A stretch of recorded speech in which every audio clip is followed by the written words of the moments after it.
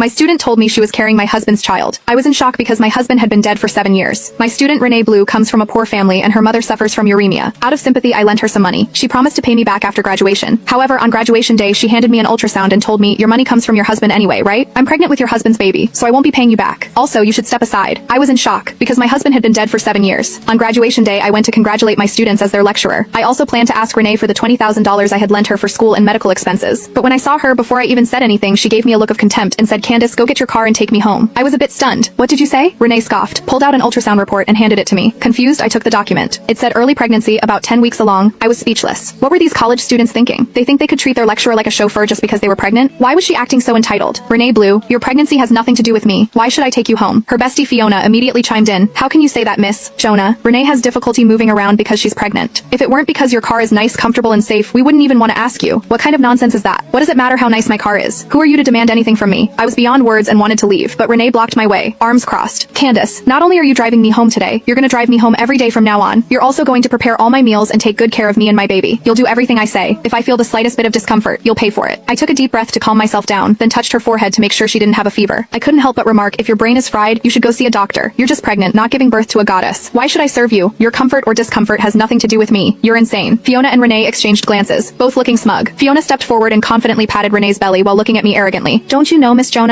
Renee is carrying your husband's baby. Your husband is the president of Lennis Corporation, so this baby will become the heir of Lennis Corporation. I was stunned and didn't know how to respond. After all, my husband Igor Lennis had been dead for 7 years. My reaction made Renee and Fiona feel even more smug. What's the matter, Candace? Are you scared now? If you're scared, apologize and admit your mistake. Take good care of me until I give birth, and maybe, out of the kindness of my heart, I'll let your husband leave you a few $1,000s when he divorces you. Fiona, trying to please Renee, became even more sharp-tongued. Miss Jonah, if you ask me, you should be thanking Renee. I heard you and your husband have been married for 7 years, but you still can't get pregnant. Could it be that you're a hen that can't lay eggs? What a shame that is for your husband's family. Renee is actually helping you out by getting pregnant with your husband's child. I rolled my eyes. My husband had been dead for 7 years. Of course I couldn't get pregnant. My husband? That's enough, Candace. Your husband already told me that he's grown tired of you. Just looking at your almost 30-year-old face is enough to make him sick. Unlike mine, with skin full of youthful glow. Before I could speak, Renee interrupted me triumphantly. She even touched her own face, full of vanity. You must be mistaken. Oh right, Candace. As for the money I owe you, forget about it. We all know it's your husband's money anyway. I'm pregnant with your husband's baby, so I'm not gonna return the money anymore. Also, you should step aside. Renee didn't give me a chance to speak. She kept talking over me. Fiona also chimed in like a good lapdog. Miss Jonah, you're driving a luxury car, wearing designer clothes, and enjoying all of Mr. Lennis's financial resources, but you can't give him an heir. If I were you, I'd be so ashamed of myself. Fortunately, Renee is kind and fertile, and she's about to give your husband a legitimate child. You should do the smart thing. Take out your luxury clothes and bags for Renee to choose from to make her happy. If she's happy, you'll suffer less. Listening to their ridiculous demands made me speechless. Before Renee could say anything more outrageous, I quickly spoke. That's enough, you two. My husband has been dead for 7 years, so how can he get you pregnant? Through a dream? Before you try to scam someone, you should do a background check first. You're smearing a dead person's name.